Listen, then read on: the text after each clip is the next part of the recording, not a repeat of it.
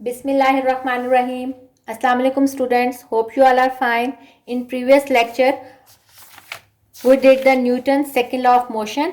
हमने second law of motion की statement discuss की थी, उसकी डेरिवेशन डिस्कस की थी और उससे रिलेटेड दो प्रॉब्लम्स डिस्कस किए थे. आज हम एक प्रॉब्लम रह गया वो डिस्कस करेंगे और मास और वेट डिस्कस करेंगे. आपको मैंने प्रीवियस लेक्चर में बताया था Newton second law of motion की डेरिवेशन जो है वो अक्सर पेपर में आ जाती है. ये बहुत इंपॉर्टेंट है. ठीक है, अब हम इसका एग्जाम्पल 3.3 करते हैं. एग्जाम्पल 3.3 करने से पहले प्रीवियस लेक्चर में मैंने आपको कहा था नेट फोर्स होती है जो टोटल फोर्स या रिजल्टेंट फोर्स एक्ट करती है बॉडी पे. फर्ज करें आपके पास रफ सरफेस है, यानी ईंटें शींटें बाहर लिखी हुई है, कोई रफ सरफेस है. आप उस पे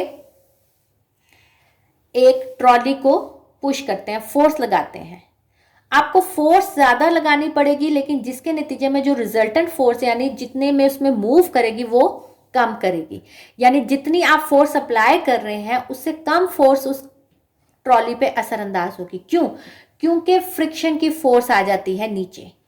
अब अगर आप उसकी जगह स्मूथ सरफेस ले लें, यानी रफ सरफेस की जगह स्मूथ सरफेस है, आप वहां ट्रॉली को पुश करते हैं. अब आप देखें फोर्स वहां भी फ्रिक्शन की अप्लाई होगी, लेकिन अब वो फ्रिक्शन कम होगी. यानी जितनी आप फोर्स से अप्लाई कर रहे हैं, यानी ट्रॉली पे जितनी फोर्स अप्लाई कर रहे हैं, बहुत कम जो है वो फोर्स ऑफ फ्रिक्शन में जा रही है. ज्यादातर जो है वो उस ट्रॉली को मूव करने के लिए इस्तेमाल हो रही है. तो यहां से हमें यह पता चला कि जितनी नेट फोर्स, टोटल फोर्स कितनी होती है, जितनी आप अप्लाई करते हैं उसमें से फोर्स ऑफ फ्रिक्शन को माइनस कर दें तो वो नेट फोर्स होती है. यानी रिजल्टेंट फोर्स या नेट फोर्स क्या होती है? जितनी आपने उस पर अप्लाई की है उसमें से फोर्स ऑफ फ्रिक्शन को माइनस कर दें तो वो आपके पास नेट फोर्स या रिजल्टेंट फोर्स होती है. अगला एग्जाम्पल जो है वो इसी से रिलेटेड है. स्टार्ट करते हैं. A cyclist of mass 40 kg exert a force of 200 newton to move his bicycle with an acceleration of 3 metre per second square. Data में आपके पास क्या है कि एक साइक्लिस्ट है जिसका मास कितना है 40 kg. वो कितनी फोर्स अप्लाई कर रहा है? 200 न्यूटन. और उसकी बाइसाइकिल किस एक्सेलरेशन से मूव कर रही है? 3 मीटर पर सेकेंड स्क्वायर से. How much is the force of friction between the road and the tyres. वो कहता है कितनी फोर्स ऑफ फ्रिक्शन होगी उसके रोड और टायर्स के दरमियान. सबसे पहले हम टोटल फोर्स जितनी वो अप्लाई कर रहा है वो फाइंड आउट करेंगे. ठीक है,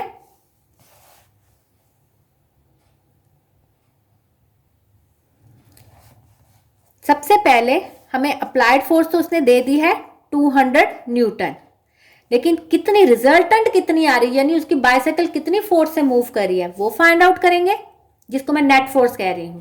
ठीक है, यानी रिजल्टेंट फोर्स वो फाइंड आउट करेंगे और अप्लाइड में से उसको माइनस कर देंगे तो वो आपके पास फोर्स ऑफ फ्रिक्शन आ जाएगी. ठीक है, यानी नेट फोर्स आपने फाइंड आउट करनी है.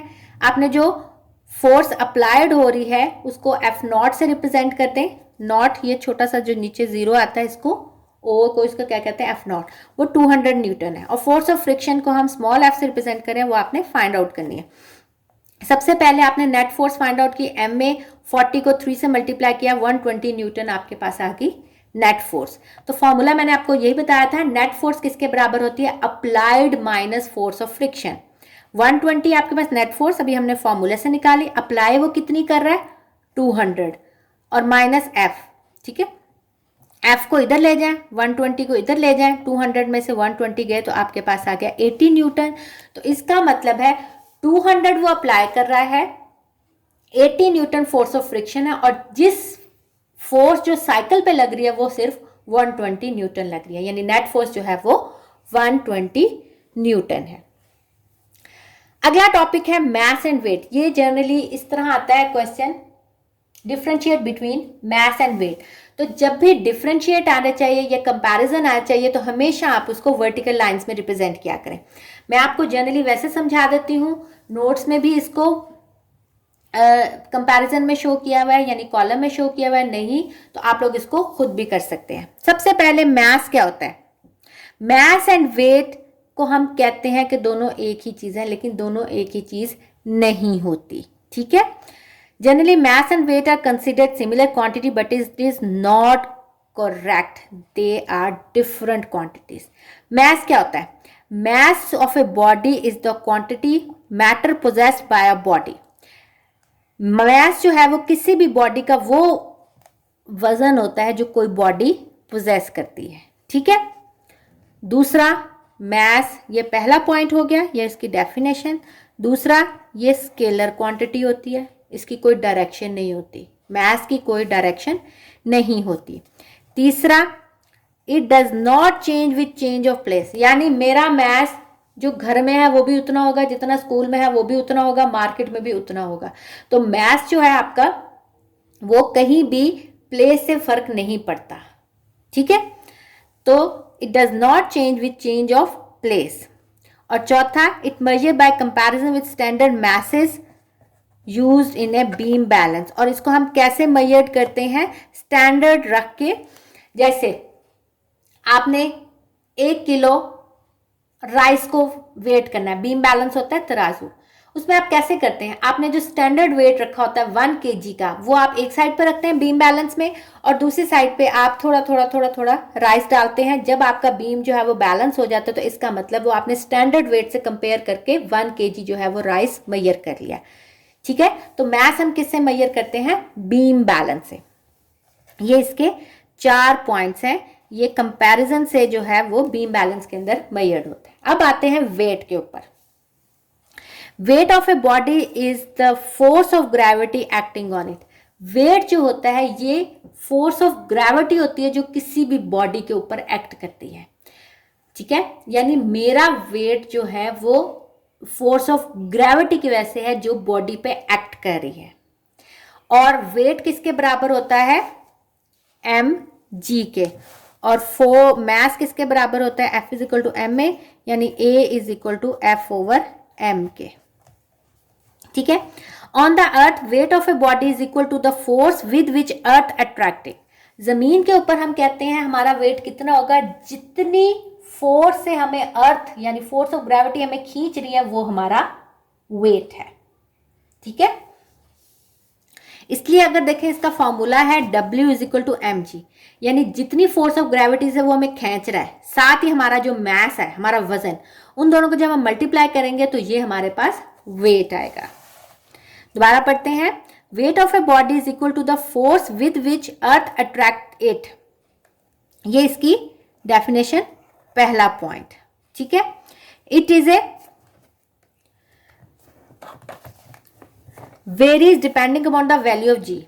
ये वेरी करता है, मैथ्स तो मैंने कहा था आप कहीं भी लेंगे सेम आएगा, लेकिन वेट जो है वो जी की वैल्यू पे वेरी करता है। अगर आप खला में हैं या थोड़ा सा ऊपर हैं ज़मीन से तो आपके जी की वैल्यू वेरी करेगी, तो आपका वेट भी वेरी करेगा, लेकिन मास सेम रहेगा, ठीक है। तो दूसरा पॉइंट इसका ये है कि ये वेरी करता है क्योंकि ये डिपेंड करता है जी की वैल्यू के ऊपर, acceleration due to gravity. Weight को हम मेजर करते हैं W is equal to M G. Weight of a body of mass m is related by the equation W is equal to M G. मैंने आपको बताया मास जो है वो फोर्स ओवर ए के बराबर है और वेट जो है वो mg के बराबर है। वेट जो है वो तीसरा पॉइंट वेक्टर क्वांटिटी है, मास क्या था, स्केलर क्वांटिटी, क्योंकि उसकी कोई डायरेक्शन नहीं होती। वेट की डायरेक्शन होती है क्योंकि ये डाउनवर्ड मूव करता है, फोर्स ऑफ ग्रेविटी नीचे की तरफ होती है, इसलिए वेट भी नीचे की तरफ होता है, इसलिए ये वेक्टर क्वांटिटी है, ठीक है। और इसकी यूनिट जो है वो न्यूटन होती है और मास की यूनिट हमें पता है केजी होती है। और वेट जो है क्योंकि वो फोर्स है, फोर्स ऑफ ग्रेविटी है, इसलिए इसको हम न्यूटन में लेते हैं। और इसको आप बीम बैलेंस से नहीं बल्कि स्प्रिंग बैलेंस से मेजर करते हैं। स्प्रिंग बैलेंस ये आपके पास फिगर में बना हुआ है, ये देखिए स्प्रिंग बैलेंस भी नीचे डाउनवर्ड, क्योंकि इसमें ये फोर्स एक्ट होती है, इसलिए ये स्प्रिंग बैलेंस होता है। अब मैं आपको इसको समराइज करती हूँ मास और वेट में दोनों के कंपैरिजन। सबसे पहले दोनों डिफरेंट क्वांटिटीज हैं, ठीक है।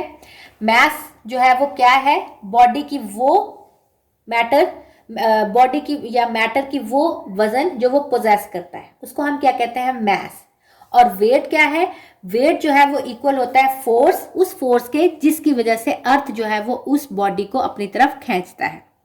दूसरा, मास जो है वो चेंज नहीं होता, कहीं भी चले जाए, खला में भी चले जाए, मास वही रहेगा।